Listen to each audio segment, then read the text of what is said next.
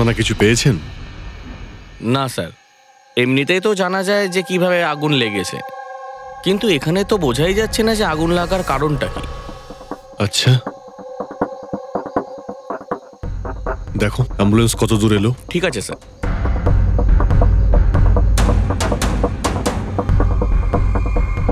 খুব বাজেভাবে ঝলসে গেছে। অদ্ভুত ব্যাপার, জানতেই পারা যাচ্ছে না যে আগুনটা কি করে লাগলো।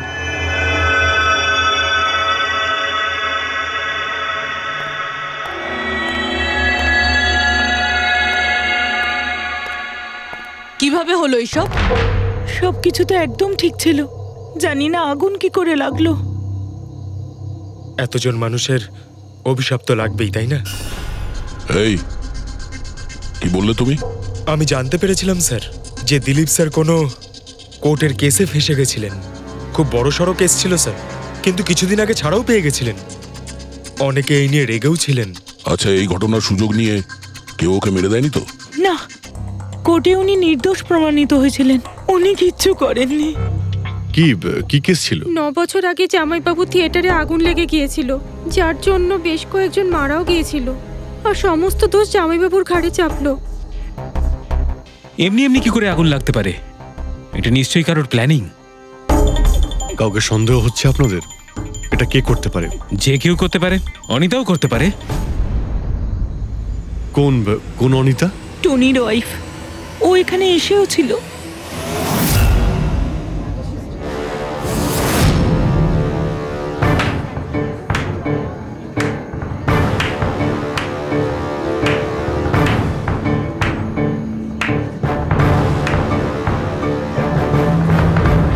অনিতা, অন্য লোকের ঘর ভেঙে দিয়ে নিজের পরিবারের সঙ্গে এখানে ফুর্তি করা হচ্ছে। ভেরি গুড, ভেরি গুড, বাহ। কিন্তু একটা কথা মনে রেখো, ওই লোকগুলোর মতো তোমরাও ছটফট করে মরবে। সিকিউরিটি! এই চুপ, একদম চেঁচাবি না। বের করো একে বাইরে, বের করো। চলুন ম্যাম, বাইরে চলুন। আউট। মনে হচ্ছে তোদের কি পরিণতি হবে তা নিয়ে কোনো মাথা ব্যথা নেই। তোদের খারাপ সময় শুরু হয়ে গেছে, মনে রাখিস। তুই আমার টনির সাথে যা করেছিস না, মনে রাখিস এরপরে তুই আর বেশি দিন বাঁচবি না, শুনেছিস? তুই এই নিয়ে যাবে কে? তুই আর বাঁচবি না, নরকে যাবি তুই। আর তাকিয়ে দেখছো কি? নিয়ে যাবে কে? তোকে নরক যন্ত্রণা ভোগ করতে হবে, ছটফট করে মরবি তুই, মনে রাখিস। আরে যা।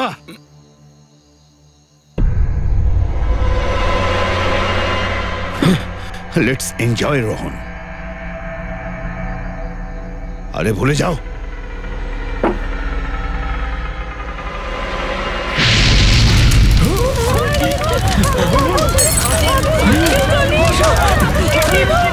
দিলীপ আর রোহনকে যে কেসে ফাঁসানো হয়েছিল, সেই কেসেই কোর্ট টনিকে শাস্তি দিয়েছিল। আচ্ছা, কে কে জানতো যে আপনারা এখানে রেস্টুরেন্টে আসবেন? জানি না স্যার। আচ্ছা, দিলীপ বাবু আসার আগে এই চেয়ারের আশেপাশে কাউকে দেখেছিলেন? কোনো অচেনা কাউকে? না স্যার, কাউকেই দেখিনি স্যার। এই টেবিলটাকে রিজার্ভ করেছিল দিলীপবাবু ফোন করেছিলেন, বলেছিলেন যে আমাদের জন্য টেবিল রিজার্ভ করে রাখো। সবসময় এখানেই বসতেন, এই টেবিল এই চেয়ারেই। রেগুলার কাস্টমার ছিলেন আমাদের। কারোর আগে থেকে জানা ছিল যে দিলীপ এখানে এই চেয়ারে বসবে? স্যার, চেয়ারের আশেপাশে তেমন কোনো জিনিস নেই যা দিয়ে আগুন লাগতে পারে। এ তো অদ্ভুত ধরনের মিস্ট্রি। সিসিটিভি ক্যামেরা,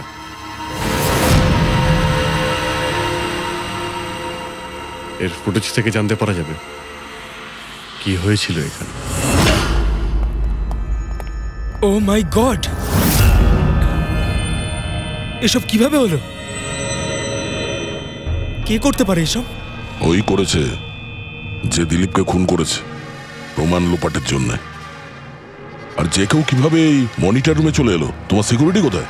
স্যার, এই রুমে সিকিউরিটির কোনো প্রয়োজনই হয় না। এর আগে এরকম কখনোই হয়নি স্যার। স্যার স্যার, আমার মনে হয় না সিসিটিভি ফুটেজ ডিলিট করার মতো সময়ের কাছে ছিল। ও শুধু ভাঙচুর করেছে, যদি আমরা কোনো এক্সপার্টকে ডাকি স্যার, তাহলে সে হয়তো হার্ড ডিস্ক থেকে রিকভার করতে পারবে।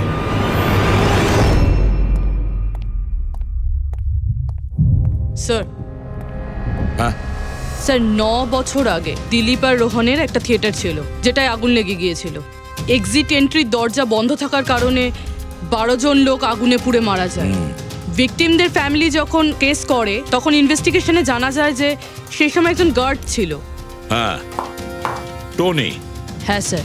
স্যার, কোর্টে এটা প্রমাণ হয়ে গিয়েছিল যে টনি অনেক মদ খেয়েছিল, আর মদের নেশা সে এতটাই চুর ছিল যে ইমার্জেন্সি এক্সিটের দরজাও খুলতে পারেনি। হ্যাঁ, কিন্তু এই টনির স্ত্রী অনিতা এটা মানতে রাজিই নয় যে ভুলটা টনি করেছিল। স্যার, শুধু উনিই নন, অনেক আর্টিকেল এবং নিউজ পেপারও কিন্তু কোর্টের সিদ্ধান্তের ব্যাপারে কথা বলেছিল। যখন এই ঘটনাটা ঘটেছিল তখন দিলীপ আর রোহনের বিরুদ্ধে সলিড এভিডেন্স ছিল, কিন্তু তারপর কেস চলতে থাকলো। 9 বছর হয়ে গেল। কিছু প্রত্যক্ষদর্শী বয়ান বদলে দিল, আর কিছু লোক বাইরে চলে গিয়েছিল। স্যার, দিলীপ আর রোহন নিশ্চয়ই টাকা আর ক্ষমতার অপব্যবহার করেছে, আর এই কথাটা নিশ্চয়ই টনি জানতে পেরেছিল। ওই হয়তো পাঠিয়েছে অনিতাকে দিলীপকে মারার জন্য। কিন্তু ফেডরিক, যখন অনিতা ওখানে ছিলই না, তাহলে আগুন লাগালো কি করে? না না, সিকিউরিটির লোকেরা তো ওকে বাইরে বের করছিল ওই রেস্টুরেন্ট থেকে। এমন কি জিনিস ছিল যার জন্য হঠাৎ করে আগুন লাগলো? স্যার, হয়তো ডক্টর সালুংখে আমাদের কোনো হেল্প করতে পারে। না হলে অনিতা।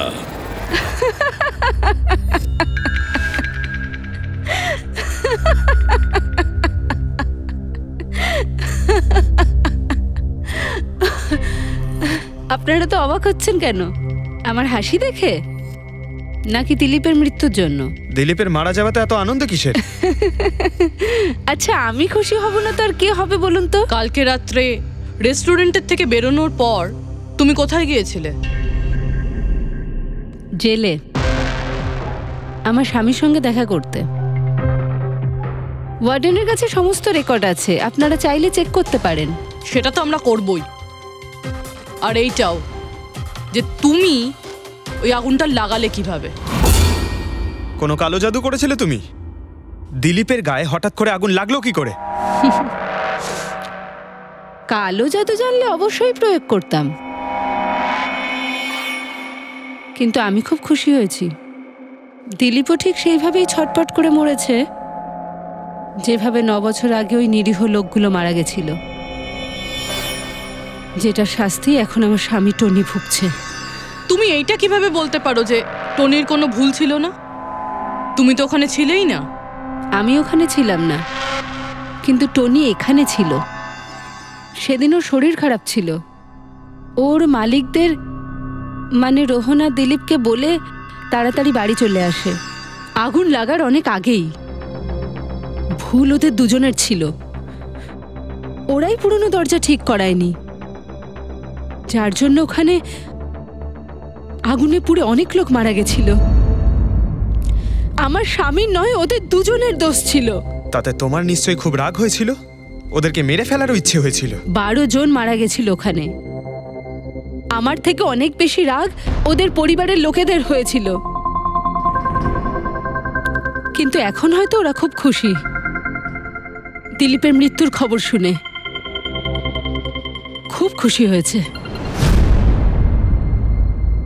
ওরা আরো বেশি আনন্দ পাবে যেদিন রোহন পুড়ে মরবে।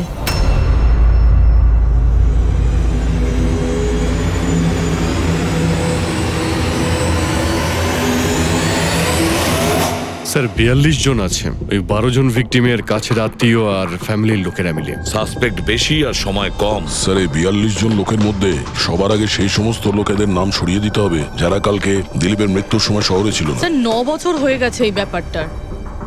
হয়তো অনেক মানুষ দেশ ছেড়েও চলে গিয়েছে, আর কিছু লোক হয়তো এই পৃথিবীতেই আর নেই। তারপরেও খোঁজ তো নিতে হবে।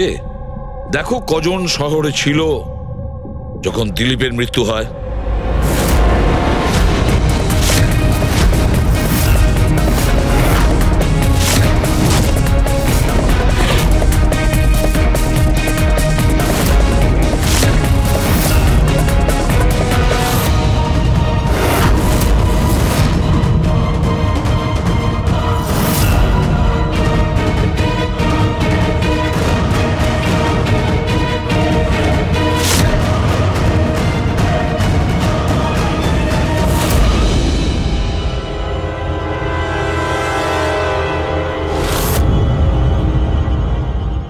হ্যাঁ পঙ্কজ, কজন এখানে আছে? 27 জন স্যার, যারা সেই সময় শহরে ছিল, আর ওদের দিলীপকে মারার কারণও ছিল। ঠিক আছে, সবাইকে বিউরোতে ডাকো, দেখা যাক ওরা নির্দোষ হওয়ার কি গল্প শোনায় আমাদের। জেমস, তোমার বাবা 9 বছর আগে থিয়েটারে আগুন লাগার কারণে মারা গেছেন, তাই তো? Yes sir. আপনার হাজবেন্ড ফিল্ম একাই দেখতে গিয়েছিলেন? সেই দিন আমি বিজি ছিলাম, তাই উনি একাই চলে যান। কালকে রাত্রে কোথায় ছিলে তুমি? স্যার আমি আমার বন্ধুদের সঙ্গে ছিলাম। স্যার আমি পাসপোর্ট অফিসে গেছিলাম। ওই দুজনকে আমি এমনি এমনি ছেড়ে দেবো না। তো কি করেছিলে তুমি? ভেবেছিলাম যে দিলীপের সাথে ফেস টু ফেস দেখা করব, আর ওকে জিজ্ঞেস করব যে তুমি এরকম কেন করলে। স্যার তারপরে আমি আমার বন্ধুদের সাথে বাড়িতে যাই। আমি আমার ওয়াইফের সাথে মলে ছিলাম। স্যার আমার বন্ধুদের জিজ্ঞাসা করতে পারেন। স্যার যদি ওর সাথে আমার দেখা হতো তাহলে ও রেস্টুরেন্টে বেঁচে ফিরতো না। দিলীপ ওর কর্মের শাস্তি পেয়ে গেছে।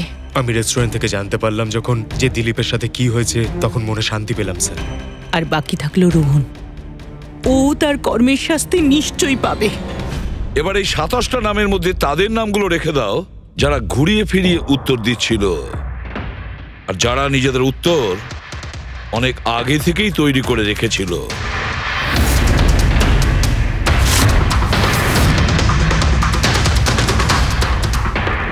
স্যার এবার 15 জন রইল।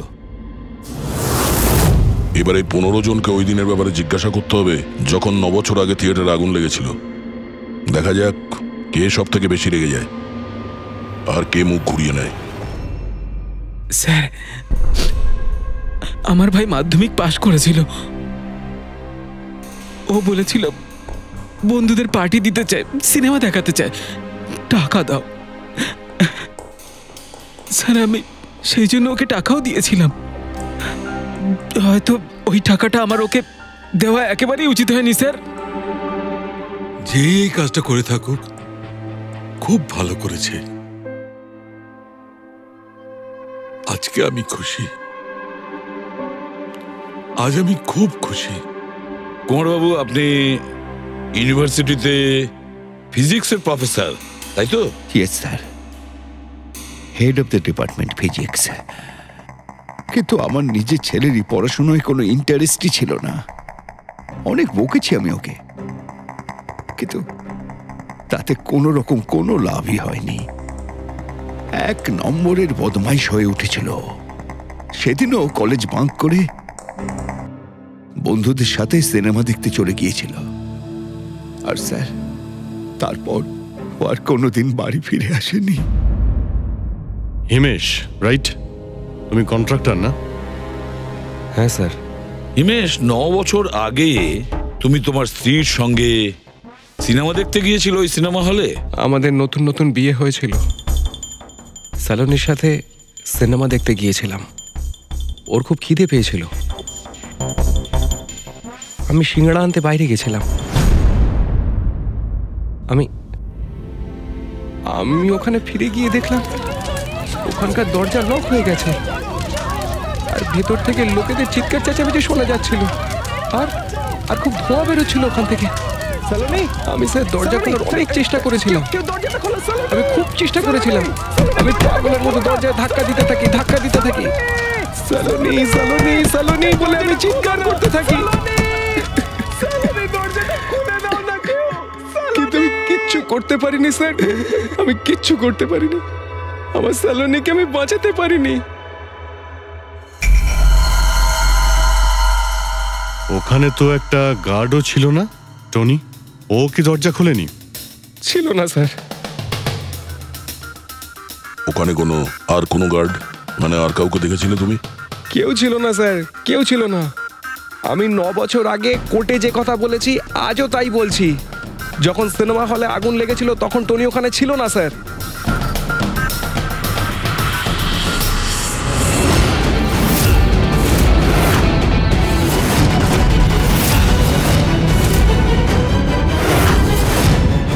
স্যার এই হলো আমাদের 15 জন সাসপেক্ট যারা দিলীপকে খুন করতে পারে।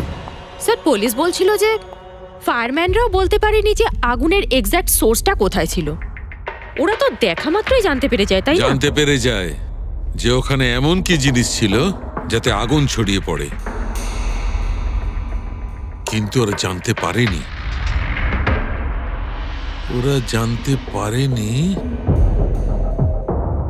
ওরা এই জন্য জানতে পারেনি কারণ ওই জিনিসটার না ছিল কোনো গন্ধ, না ছিল রং। Exactly sir. যদি এটা লিকুইড হতো না তাহলে দিলীপ নিশ্চয়ই বুঝতে পারতো ওই চেয়ারটায় বসা মাত্রই। আর পাউডার থাকলে আমরা টেস্ট করে পেয়ে যেতাম। তার মানে এটা তো গ্যাস। তার মানে হচ্ছে এটা ছিল গ্যাস। গ্যাস? এই জন্য ওই ফায়ারম্যান জানতে পারেনি যে কিসের জন্য আগুন লেগেছিল। ইনফ্লেমেবল গ্যাস বস, যার শুধু একটা স্পার্কের দরকার হয় জ্বলে উঠবার জন্য। কিন্তু একটা কথা বুঝতে পারছি না, দিলীপ যে চেয়ারে বসেছিল সে চেয়ারে গ্যাস আসলো কোথা থেকে? চেয়ার থেকেই। কি চেয়ার থেকে? সেটা এইভাবে বস, যে চেয়ারে দিলীপ বসেছিল তার নিচের অংশে কেউ ওই ইনফ্লেমেবল গ্যাসকে স্প্রে করেছিল। মারা যাওয়ার সময় দিলীপের সংস্পর্শে দুটো জিনিস ছিল। একটা তো এই চেয়ার যেটাতে ও বসেছিল, আর একটা ওয়াইনের গ্লাস যেটা ও হাতে ধরেছিল। আমরা এই দুটো জিনিসই চেক করেছি। তো এই চেয়ারটার থেকে আমরা ইনফ্লেমেবল গ্যাসের কিছু ট্রেসেস পেয়েছি। বস, আমাদের আশেপাশের পরিবেশে সর্বদা জ্বলনশীল পদার্থ ঘুরে বেড়ায়, যেটা কখনো কখনো স্পন্টেনিয়াসলি জ্বলে যায়। যেমন হচ্ছে মাস গ্যাস, একটা ন্যাচারাল বায়োগ্যাস, আর জ্বলনশীল গ্যাস এর মেইন কম্পোনেন্ট। তার মানে ইনফ্লেমেবল গ্যাস যে কোনো সময় হাওয়াতে এমনি এমনি জ্বলে উঠতে পারে? না ফ্রেডি, নিজে নিজে নয়। যখন পরিবেশটা খুব বেশি উত্তপ্ত হয়ে ওঠে আর সেটা পরিবেশের অক্সিজেনের সঙ্গে মিশে যায়, তখন একটা সুপার হাই টেম্পারেচার উৎপন্ন হয়, যার কারণে এই আগুন লেগে যায়। কিন্তু ডক্টর সালুখে, ওখানে তো এরকম কোনো হাই টেম্পারেচারের মতো কিছু ছিলই না। এক্স্যাক্টলি, এমন কোনো ডাইরেক্ট সোর্স ছিলই না যাতে তাপ উৎপন্ন হতে পারে। বস, এই জন্যে আমার মনে হচ্ছে খুনি কোনো এক্সট্রা ডিভাইস ব্যবহার করেছিল এই এত বেশি টেম্পারেচার উৎপন্ন করার জন্যে। আর এই চেয়ারটা তো রেডিই ছিল, এর তো শুধু একটা স্পার্কের দরকার ছিল। কিন্তু স্যার, এভাবে কেউ হিট কিভাবে উৎপন্ন করবে? হ্যাঁ, করা যেতে পারে তো। যেমন উদাহরণস্বরূপ ম্যাগনিফাইং গ্লাস। ম্যাগনিফাইং গ্লাস দিয়ে সূর্যের রশ্মিকে বিশেষভাবে ফোকাস করে আমরা ছেলেবেলায় কাগজ পড়াতাম।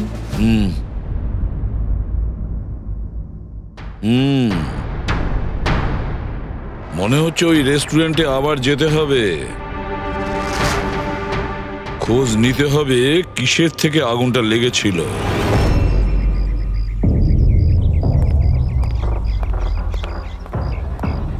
সব জায়গায় দেখে ফেলেছি স্যার, কিন্তু এমন কিচ্ছু খুঁজে পেলাম না যাতে আগুন লাগতে পারে।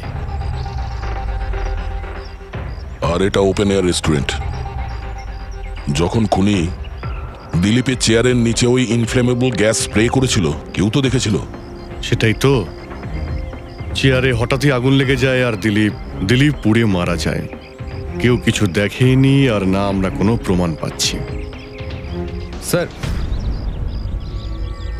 ওই data expert CCTV footage recover করে ফেলেছে, আপনারা দেখতে পারেন স্যার। গুড। দয়া, তুমি গিয়ে দেখো, ততক্ষণ আমি এখানে দেখছি কিছু পাওয়া যায় কিনা। স্যার, দিলীপ আর ওর ফ্যামিলি আসার 15 মিনিট আগের ফুটেজ এটা।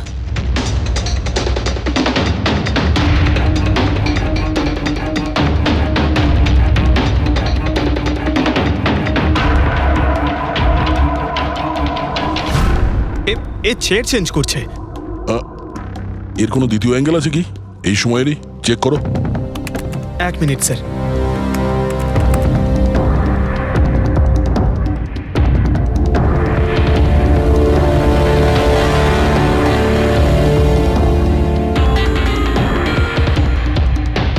ও চেয়ারটার সঙ্গে কি করছে? গ্যাস স্প্রে করছে নাকি? হ্যাঁ, ও নিজের চেয়ারে গ্যাস স্প্রে করলো, আর ও নিজের চেয়ারের সঙ্গে ওই চেয়ারটা বদলে দিল যেটায় দিলীপ বসতো।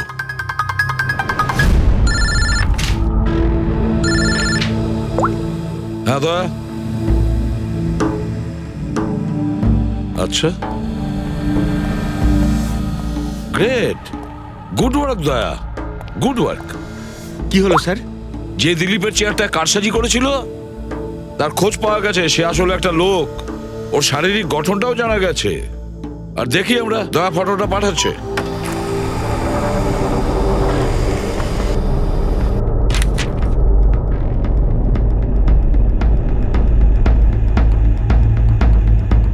খুনি এই বাকি লোকগুলোর মধ্যেই কেউ একজন,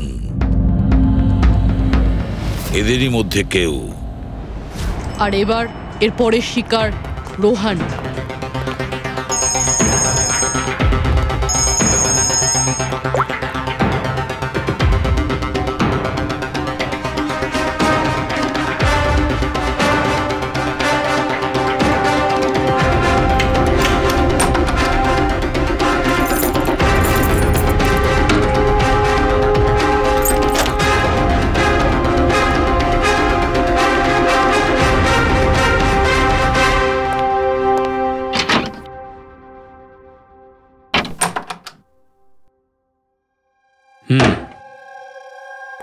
আমার মনে হয় কারোর আমার আর দিলীপের মুক্তিতে অসুবিধা হচ্ছে।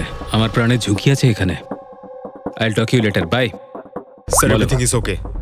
অলরাইট, তুমি এখানেই থাকবে আর কাউকে ভেতরে ঢুকতে দেবে না। Be alert. Okay? Okay sir.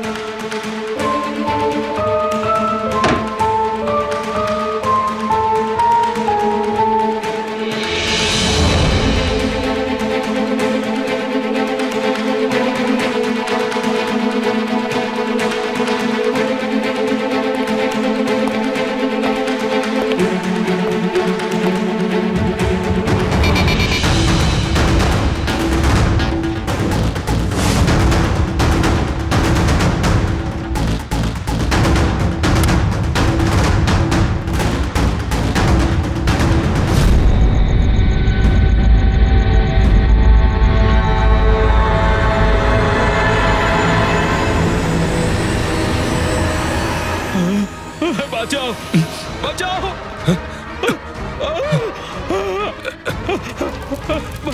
বাঁচাও, বাঁচাও, বাঁচাও ওকে, জল দাও, জল, বাঁচাও, বাঁচাও, বাঁচাও।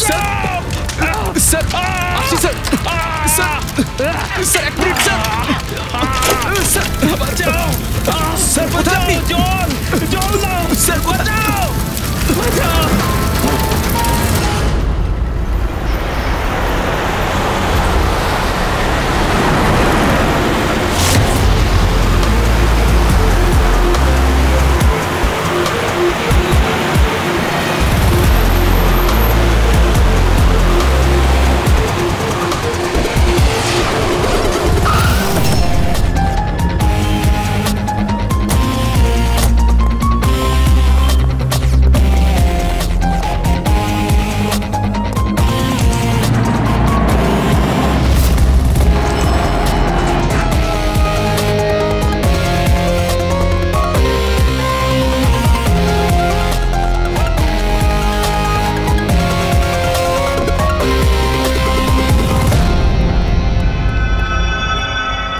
My God!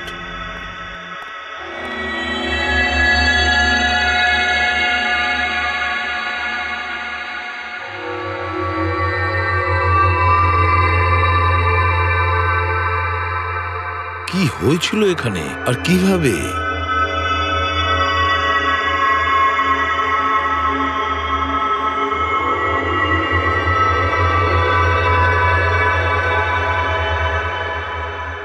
এখানে আর অন্য কোনো জিনিসের স্মেল পাওয়া যাচ্ছে না, শুধু এই পোড়া লাশটার দুর্গন্ধ ছাড়া। মানে স্যার এই মার্ডারটাও ইনফ্লেমেবল গ্যাস দিয়েই করা হয়েছে হয়তো। এসব হলো কিভাবে? হ্যাঁ স্যার, আসলে আমি রোহন স্যারের বডিগার্ড। আচ্ছা, তাহলে আপনারা কোথায় ছিলেন যখন এসব হলো? স্যার, রোহন স্যার আমাকে বাইরে পাহারা দিতে বলেছিলেন। তার কিছুক্ষণ পরেই আমি ওনার চিৎকার শুনতে পেয়ে ওনার রুমের দিকে দৌড়ে আসি আর দেখি দরজার চারদিক থেকে ধোঁয়া বেরোচ্ছিল। আমি অন্য চাবি দিয়ে দরজা খুলে ভিতরে যাওয়ার পর দেখলাম যে স্যার ততক্ষণে রোহন স্যার পুড়ে গেছেন। আপনারাও কেউ কিছু জানেন না? অদ্ভুত ব্যাপার, রুমের মধ্যে কোনো সূত্র পাচ্ছি না, শর্ট সার্কিট হয়নি, পর্দাটা ভেতর থেকে বন্ধ, এই উইন্ডোজটা পার্মানেন্টলি ক্লোজড, কেউ বাইরে থেকে ভেতরেও আসতে পারবে না, আর বাইরে থেকে ভেতরে কোনো ভিউও নেই, কেউ দেখতেও পাবে না। তাহলে লোকটা মরলো কিভাবে? এটার থেকে আগুন লেগেছে বস।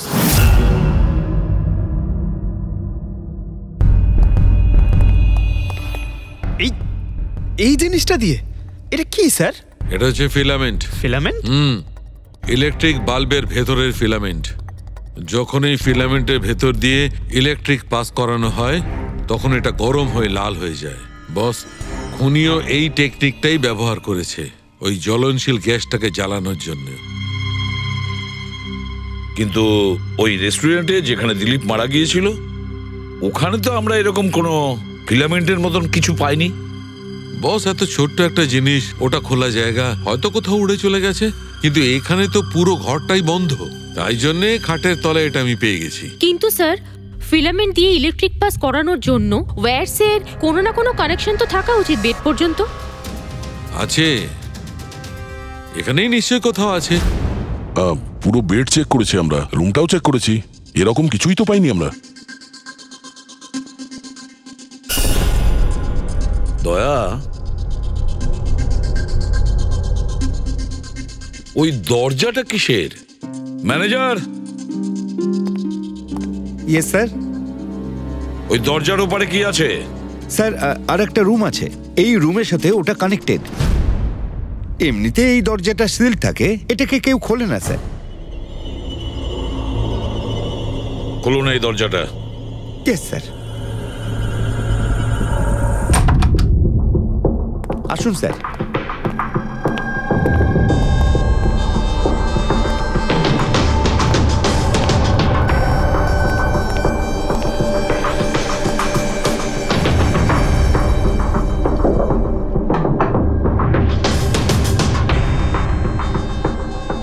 আচ্ছা ম্যানেজার বাবু, কার রুম এটা? কে থাকে এই রুমটাতে? কোনো একজন গেস্ট স্যার, ডিটেলস চেক করতে হবে। দেখুন।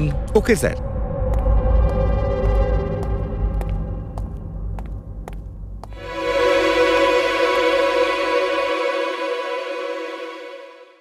স্যার, ওখানে ওই রুমের মধ্যে যা হয়েছে স্যার সব এই রুম থেকেই করা হয়েছে স্যার।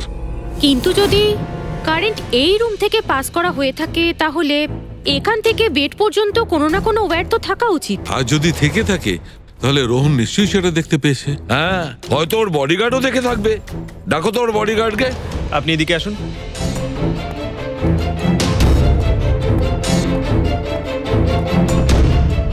একটা কথা বলো, যখন তুমি রোহনের ঘরে এসেছিল তখন কোনো তার দেখেছিলে এখানে এই দরজা থেকে ওই রুম পর্যন্ত?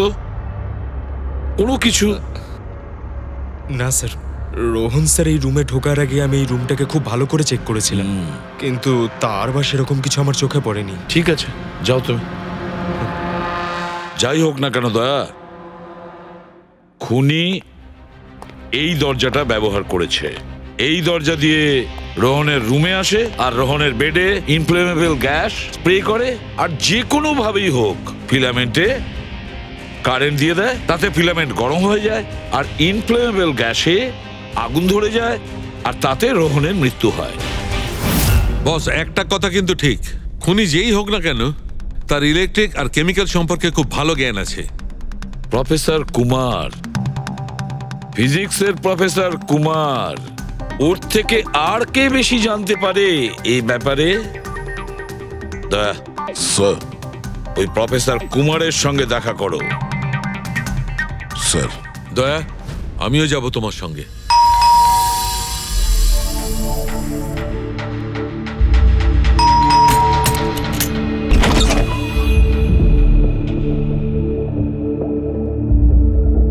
প্রফেসর কুমার আছেন বাড়িতে? হ্যাঁ আছেন, কিন্তু আপনারা? সিআইডি। সিআইডি? সব ঠিক আছে তো স্যার? হ্যাঁ, ওনাকে কিছু জিজ্ঞাসা করার আছে। কোথায় উনি? বাইরে বাচ্চাদের পড়াচ্ছেন, আমি ডেকে আনছি। ঠিক আছে ঠিক আছে, আমরা দেখছি।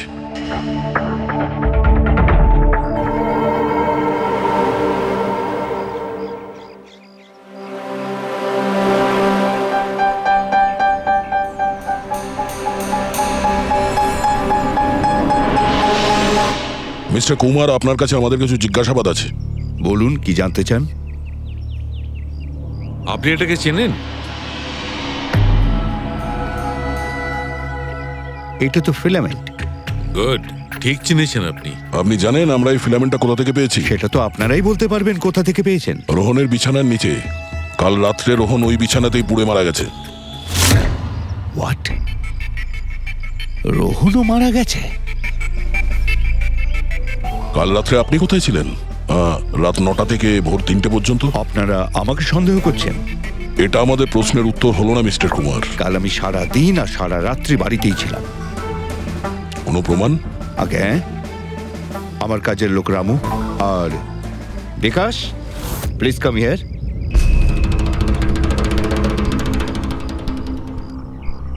Yes sir. এনাদের বলো যে কাল কোথায় ছিলাম। স্যার আমাদের সবার এক্সট্রা ক্লাস নিচ্ছিলেন এই বাড়িতেই। কটা থেকে কটা পর্যন্ত? স্যার সন্ধ্যা 6টা থেকে ভোর 5:30 পর্যন্ত। সামনেই আমাদের এক্সাম, তাই আমরাই স্যারকে রিকোয়েস্ট করেছিলাম এক্সট্রা ক্লাস করানোর জন্য। ঠিক আছে স্যার, তুমি যাও বাবা। স্যার আমার আরো 5 জন স্টুডেন্টস আছে যারা কাল সকাল 9টা থেকে 5:30 পর্যন্ত আমার কাছে ছিল। বলেন তো ওদেরও ডাকি? ঠিক আছে, এবার আমি যেতে পারি স্টুডেন্টদের পড়াতে? Please please. Thank you.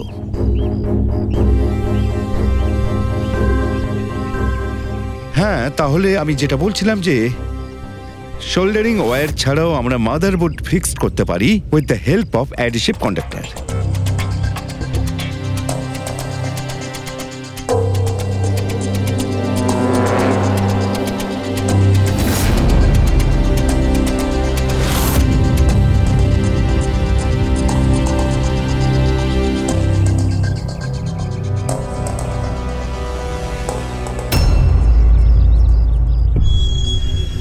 My god, my god! আরে ভাই, কি ব্যাপারটা? কি? আরে ভাই, এই ভুলটা আমি কি করে করলাম? কি গড, বুড়ো হয়ে গেছি আমি বুড়ো হয়ে গেছি। দয়া একটা কাজ করবে, 1 ঘন্টা পরে ফরেন্সিক ল্যাবে দেখা করো। একটা জিনিস দেখাবো। 1 ঘন্টা পরে। আরে ওই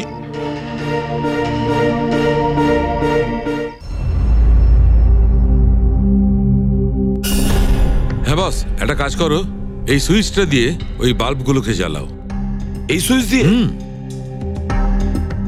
এই সুইচ দিয়ে? হ্যাঁ হ্যাঁ, এই সুইচটা দিয়ে। আরে এর মধ্যে কোনো কানেকশন দেওয়া নেই, কিভাবে জ্বলবে? তুমি প্রশ্ন করো না, কখনো কখনো আমার কথাটাও মেনে নাও। কখনো কখনো।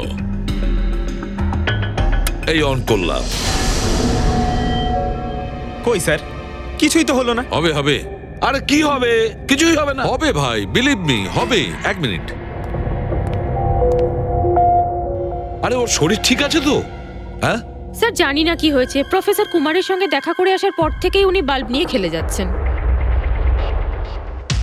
একটা কথা বলো, ওই ফিঙ্গারপ্রিন্ট গুলোর খবর কি, যেগুলো তুমি হোটেলের লোকেদের কাছ থেকে নিয়েছিলে আর ওই রুমটা থেকে নিয়েছিলে? স্যার অনেক ফিঙ্গারপ্রিন্টস পাওয়া গেছে, কিন্তু সবগুলো স্টাফ মেম্বারসদেরই, এছাড়া আর কারোর পাওয়া যায়নি।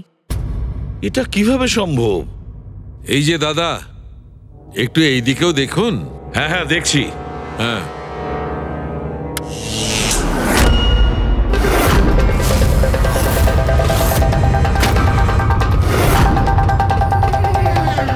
আরে স্যার, স্যার এই বাল্বগুলো জ্বললো কিভাবে? এ কি কাণ্ড করলেন ডক্টর সালুকে? কোনো তার ছাড়াই আপনি সবকটা বাল্ব জ্বালিয়ে দিলেন। কিন্তু ডক্টর সালুকে, এটা আপনি করলেন কিভাবে? এটা ঠিক তেমন ভাবেই হয়েছে ফ্রেডি, যেমন ভাবে খুনি করেছিল। ওই দিলীপের চেয়ারটাতে আর রোহনের বেডে। ম্যাজিশিয়ান সালুকে, এবার পরিষ্কার করে বলুন আপনি সব করলেন কিভাবে? কারেন্ট কি হাওয়া থেকে আসলো? হাওয়া থেকে আসেনি বস। তাহলে? কারেন্ট এসেছে ইলেকট্রিক পেইন্টের সাহায্যে। Electric paint? হ্যাঁ, ইলেকট্রিক পেইন্ট। আসলে ইলেকট্রিকের যে তার হয় সেটা মেটালের হয়। Metal is a good conductor of electricity, সেই জন্য কারেন্ট ওর মধ্যে দিয়ে পাস করে। ঠিক একই রকম ভাবে কিছু পেইন্টও আছে যেগুলোকে আমরা ইলেকট্রিক পেইন্ট বলি, আর এটাও গুড কন্ডাক্টর অফ ইলেকট্রিসিটি। এর মধ্যে দিয়েও ইলেকট্রিসিটি পাস করতে পারে। অদ্ভুত ব্যাপার হলো এটা যে কোনো কালারের সঙ্গে মিশে যায়। যেটা খুব সহজে যে কোনো ব্যাকগ্রাউন্ডে মার্জ হতে পারে। ও, এই কারণেই আমরা হোটেলের রুমে আর রেস্টুরেন্টে কিছু দেখতে পাইনি স্যার। এক্স্যাক্টলি দয়া, খুনি আসলে হোটেলের রুমের আর রেস্টুরেন্টের ফ্লোরের দুটোর কালার এই কালারের সঙ্গে ম্যাচ করেছে, এই জন্য আমরা দেখতে পাইনি। তার মানে ইলেকট্রিক কারেন্ট, এই ইলেকট্রিক পেইন্ট, এটা কি খুব সহজেই পাওয়া যায়? হ্যাঁ, পাওয়া যায়। আসলে এটা ইলেকট্রিক সোল্ডারিং আর রিপেয়ারিং এর কাজে লাগে। আর এটা সবচেয়ে বড় বিশেষত্ব হলো যে এটা সাধারণত খালি চোখে এটা দেখা যায় না, শুধুমাত্র ইনফ্রারেড লাইটেই এটা দেখা যায়। আমি দেখাচ্ছি।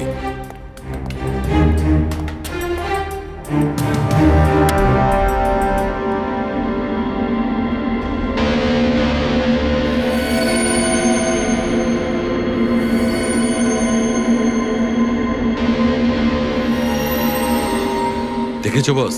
হ্যাঁ, খনিও ঠিক এইভাবেই ইলেকট্রিক পেইন্টের ব্যবহার করেছে আর এই সার্কিট তৈরি করেছে।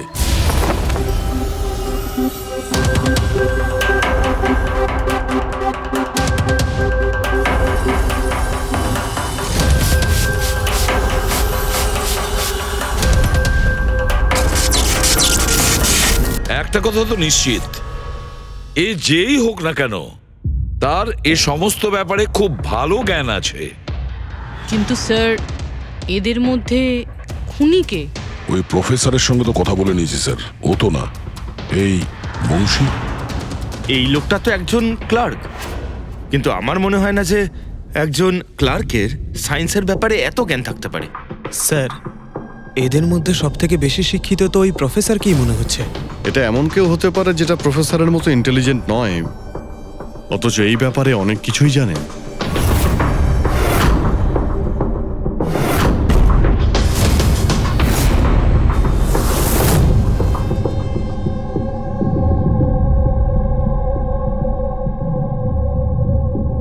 সেই লোকটা অভিজিৎ, এই লোকটাই সে। মনে পড়ছে কি বলেছিল আমাদের, যে ও কি কাজ করে?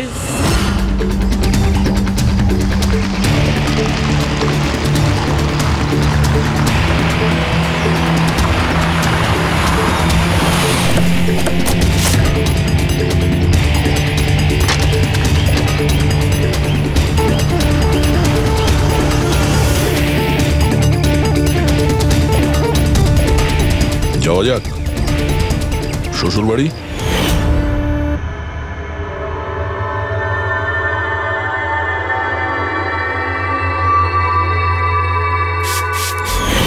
দিলীপ আর রোহনের উপর কেস হয়েছিল, কিন্তু আমি জানতাম ওরা টাকার পাওয়ারের জোরে ছাড়া পেয়ে যাবে।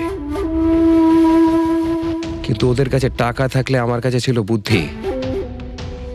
অনেক মাস ধরে ওদের আমি ফলো করেছি, ওরা কোথায় যাচ্ছে, কি করছে, কার সাথে দেখা করছে, সবকিছু। আর শেষ পর্যন্ত ওদের দুজনকে মারার উপায় আমি পেয়েই যাই, ইলেকট্রিক পেন্ট আর সার্কিটের মাধ্যমে। এই দুটো জিনিসের বিষয়ে আমি খুব ভালো করে জানতাম। ব্যাস, দিয়ে দিলাম দুজনকে শাস্তি। দুজনকে মেরে ফেলেছি জ্যান্ত পুড়িয়ে, যেভাবে ওরা আমার সালোনিকে মেরেছিল। হিমেশ, তোমার স্ত্রীর সঙ্গে যা কিছু হয়েছে সেটার জন্য আমরা সবাই দুঃখিত, কিন্তু দিলীপ আর রোহনকে মেরে তুমি কি পেলে? তুমি কি ফিরে পেলে তোমার স্ত্রীকে? প্রতিশোধের আগুনে পুড়ে তুমি দুজনকে মারলে, আইন তোমাকে কোনোদিন ক্ষমা করবে না। কঠোর থেকে কঠোরতম শাস্তি হবে তোমার।